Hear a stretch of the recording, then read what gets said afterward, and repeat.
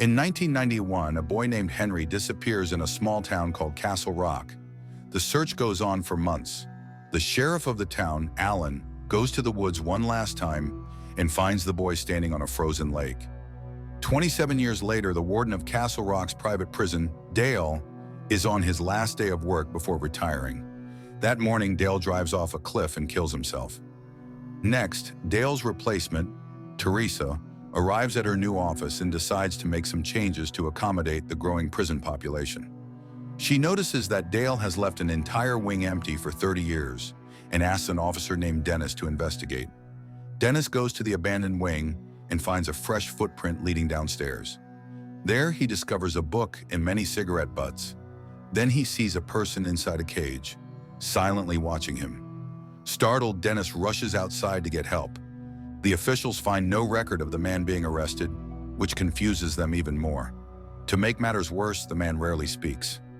After examining the cigarette butts, Teresa realizes that it was Dale who imprisoned him. Teresa wants to keep this information private to protect her image. During a medical examination, the man identifies himself as Henry. However, everyone knows this is not the real Henry. Teresa learns that 27 years ago, Henry disappeared and was later found on a frozen lake, claiming he didn't remember anything. Tragically, his father, Matthew, froze to death while searching for him after he fell from a cliff.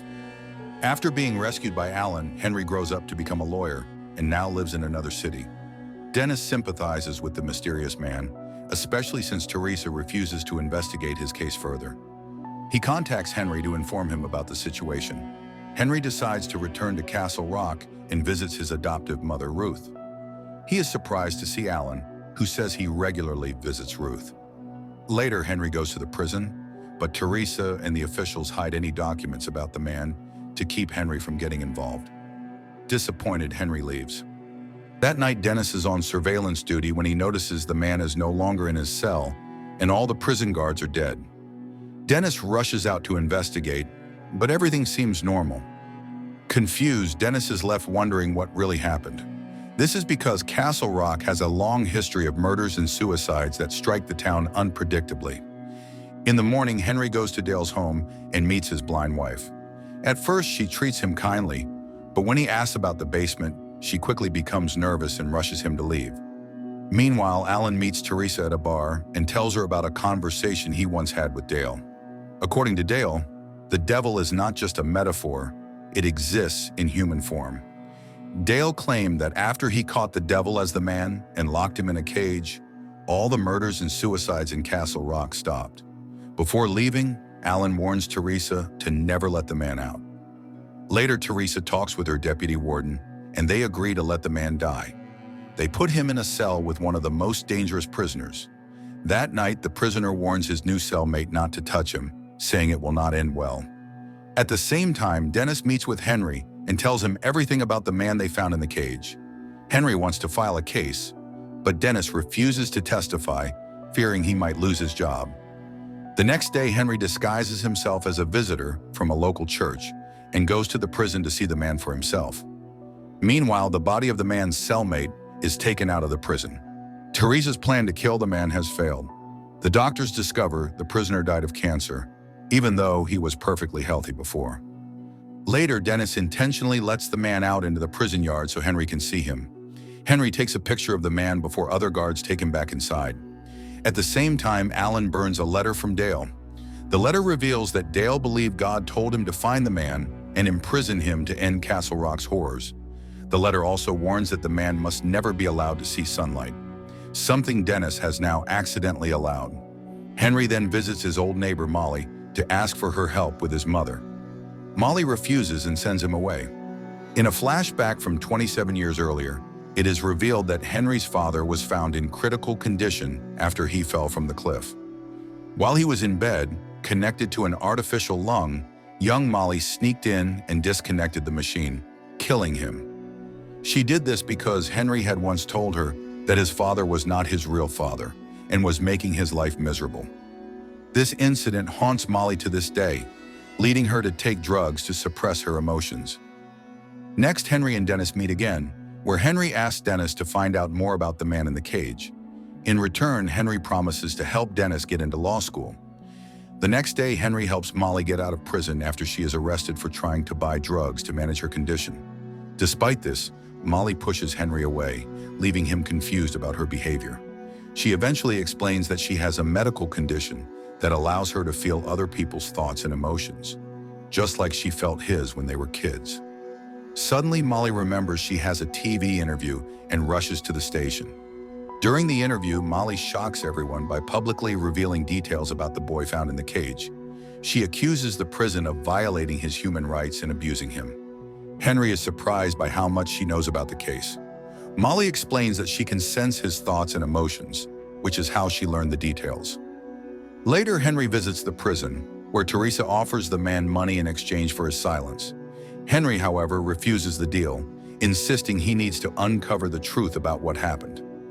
Henry talks to the man, telling him about Teresa's offer but advising him not to accept it. He assures the man they have a chance to fight and win against the prison. A few days later, Dennis meets with Henry and tells him the prison plans to sink the cage where the man was kept. Dennis reveals that the officials don't care about the prisoners and often treat them carelessly. The next day, Dennis goes to work and witnesses prisoners being beaten for minor mistakes. Upset, Dennis goes to the man in the cage and promises to testify for him, saying they will leave the prison together and put this behind them. Henry, meanwhile, visits a man named Vince's property after reading about him in the newspaper. Henry still doesn't remember where he was during the 27 years he was missing, so he hopes to find answers. At Vince's place, Henry finds the property deserted, except for a small wooden cage with a plate on the ground. Soon, a man named Joseph arrives, claiming he inherited the property from his brother. Joseph recognizes Henry and gives him police files about his disappearance, files that were supposedly lost in a flood. Henry confronts Alan about why his case wasn't properly investigated. Alan confesses that Henry's father told him that Henry was responsible for what happened. Alan says he covered for Henry all along. That night, Henry visits Molly and admits he might have killed his father, though he doesn't remember it clearly. He confesses that returning to Castle Rock was a mistake and calls Dennis to say he has changed his mind. Henry decides to take Teresa's money, free the man from prison, and leave Castle Rock for good. After hearing this, Dennis becomes furious, feeling betrayed by Henry, whom he believed would fight against the prison's injustices. Taking matters into his own hands, Dennis kills all the prison guards he encounters. However, the prison's defense team responds quickly and kills Dennis on the spot. A few days after the incident, Teresa receives a phone call from her superior, warning her to fix the situation or face termination. The next day, the man is released from prison and meets with Henry. Henry takes the man for a medical checkup, and the doctors reveal that he has retrograde amnesia, similar to what Henry experienced when he was found by Alan years ago. The doctor suggests that the man should stay in a mental asylum. Next, Henry promises to check the waiting list for the asylum, and in the meantime, takes the man to Molly's workplace. Molly offers him a place to stay. That night, the man sneaks out and goes to an apartment where a family is celebrating a child's birthday. His presence inexplicably causes the family members to attack one another, with the sounds of crying suggesting they may have killed each other. The next day, Alan is being honored for his contributions to the town as sheriff. While giving his speech, Ruth suddenly walks to a bridge and attempts to end her life by jumping. Fortunately, Henry is nearby and manages to save her, taking her to a hospital. Meanwhile, Molly's friend Jackie encounters the man and spends time with him. However, the man suddenly climbs to the top of an abandoned building, where he claims he can hear all the terrible things happening in Castle Rock. Molly follows him and realizes she can hear the same horrifying sounds. Next, Molly tells Henry about her experience and insists there is something wrong with the man. She shares that she knows what Henry thinks and understands everything he has been through. This convinces Henry that something supernatural is indeed happening. Later, the man arrives at Henry's home unannounced. Henry tells him he can stay in his father's old workshop near the house. That night, Alan watches security footage of the man leaving the house and decides to follow him into the woods. Alan confronts the man and asks if he remembers him. It is revealed that Alan was a sheriff 27 years ago, the day Dale caught the man, and he saw him then. Alan realizes the man hasn't aged a single day since that time. Pointing his gun at the man, Alan demands answers. The man tells Alan he can help Ruth, prompting Alan to lower his weapon. The man is later seen wearing Henry's father's clothes and tells Alan to bring something that might help Ruth with her mental illness. He warns Alan that time is Ruth's enemy. Soon after, Henry's son Wendell arrives in Castle Rock to join the family for Henry's father's memorial. Later, Henry finds the man watching old tapes of Henry as a child, where his father used to take him to the woods. Believing the asylum is a better place for him, Henry takes the man there. That day, Henry talks to Molly, admitting that he doesn't remember why his father used to take him to the woods. Molly reveals that Henry hated his father and confesses that she is the one who killed him. She explains that she wasn't in control during the act and claims that Henry was controlling her. She even says she could see Henry's hand while she was doing it. Shocked and angry, Henry calls her crazy and storms off. Later, Henry goes to the woods to look for answers but ends up getting lost. Meanwhile, Alan goes to the junkyard and retrieves Dale's crushed car after threatening the manager with a gun. As night falls, Henry wanders deeper into the woods and encounters a man named Odin and his interpreter, Young. Odin reveals that he knew Henry's father and tells him this area was Matthew's first church. He explains that Matthew, along with a few others, believed they could hear the voice of God in this place. Henry becomes intrigued because he, too, has been hearing strange sounds recently. He had assumed they were caused by the gunshot he witnessed when Dennis was killed in the prison. However, Odin insists the sounds are natural and believes they need to be studied further. Odin claims that these sounds, which grow louder every 30 years, need to be clarified and amplified. He explains that Matthew had an idea to build a filter for this purpose and that Odin has since completed the project. Next, Odin and Young lead Henry to their van, which contains an acoustic room they call the filter.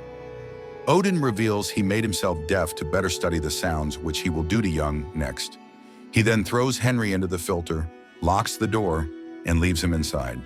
Inside the filter, Henry is overwhelmed by loud noises and ambiguous flashbacks of his father, which torment him deeply.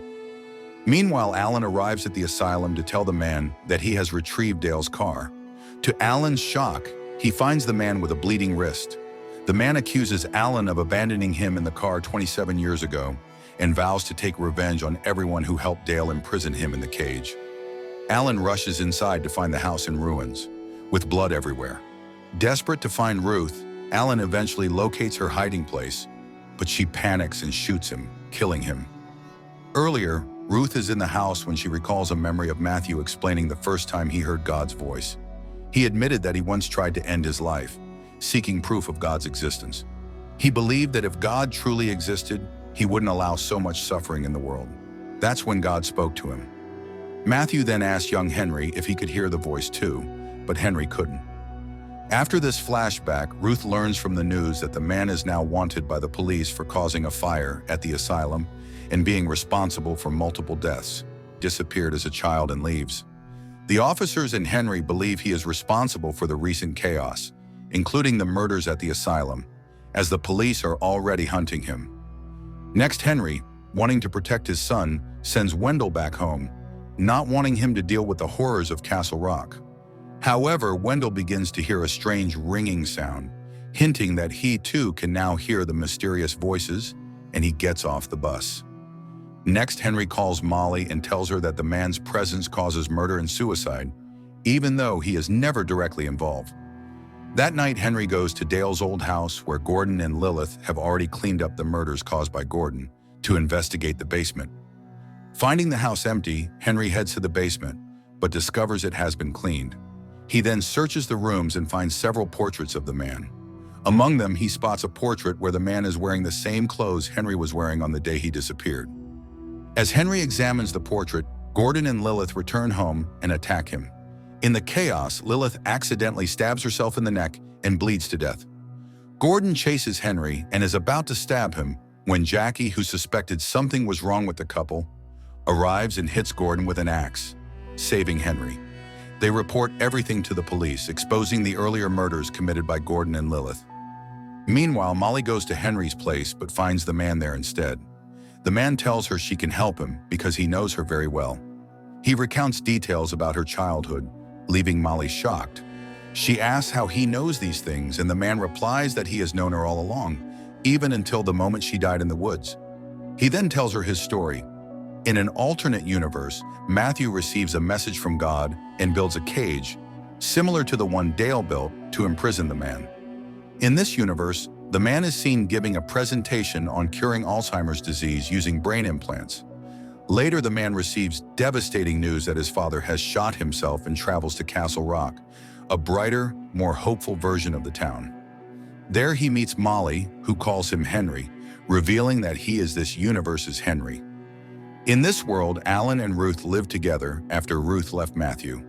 That night, the man returns home and goes to the basement, where he finds a young boy locked in a cage. The boy is Henry at the age he disappeared. The man immediately calls the police, and in this universe, Dennis is part of the police force. Just like the man, the boy in the cage insists his name is Henry, even though this universe already has a Henry, the man. The next morning, the man searches for answers and goes to the woods, where he finds a filter similar to the one in Odin's van. On a recording tape, Matthew describes meeting the young boy in the cage, who claims to be his son, and says he has heard the mysterious sounds which were particularly loud that day.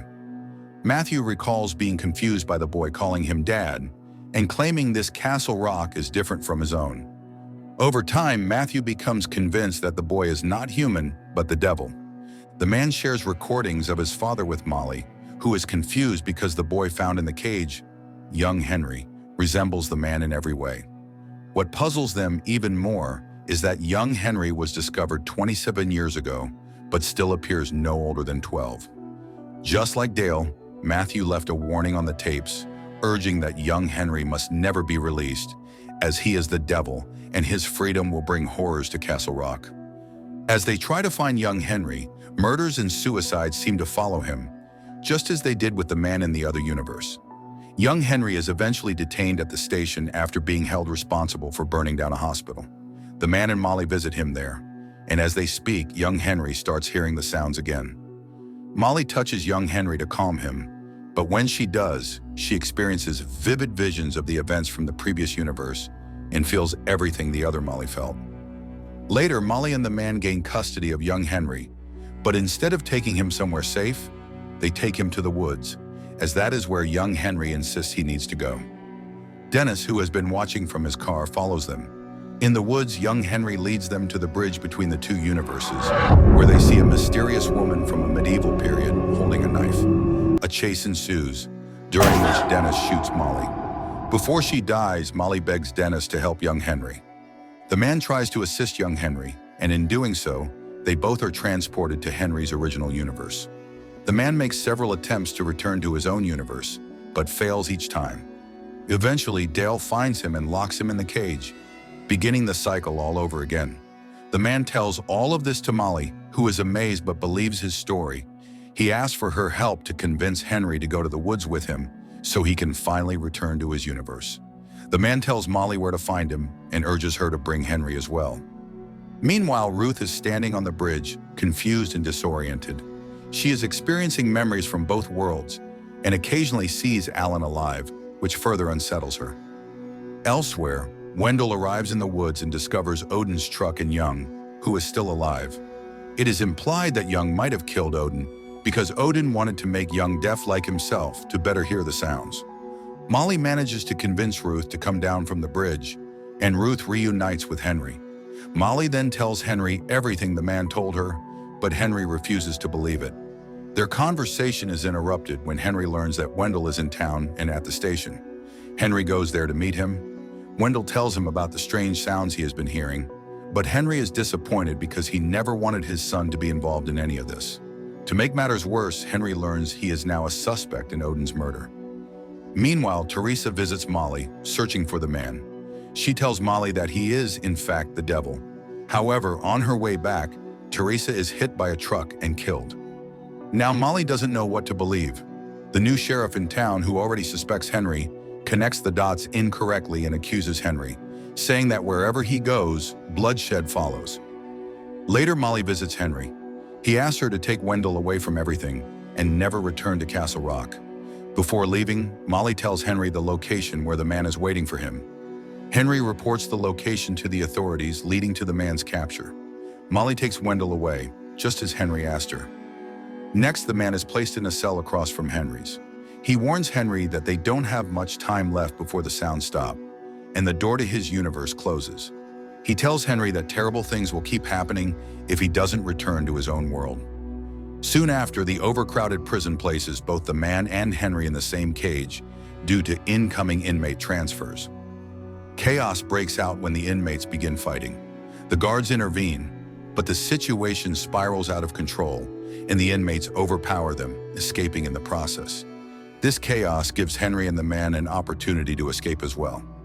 Outside the prison, Young, who is about to die from the attack of the inmates, tries to warn Henry not to go with the man. However, the man points a gun at Henry, forcing him to leave. Next, the man takes Henry to the woods, where Henry experiences a vivid flashback of going there with his father. It is revealed that, as a child, young Henry pushed his father off a cliff after the sounds in his ears became unbearably loud. In the present, Henry turns on the man, attacking him and taking his gun. During the struggle, the man's true nature is revealed. Henry overpowers him and locks him back in the same cage where he was originally found. 1 year later, Castle Rock begins to heal, and the town slowly returns to normal. Businesses reopen, and the community starts rebuilding. Henry and Wendell are living together, and Molly has become the town's top real estate agent. Despite the apparent peace, Henry still visits the man in the cage from time to time. Each visit ends the same. The man sits in the dark, smiling, as if he knows something sinister is still to come. The end. Thank you for watching. Be sure to like our channel and subscribe if you enjoy content like this. Also, let us know what movie you would love us to recap for you.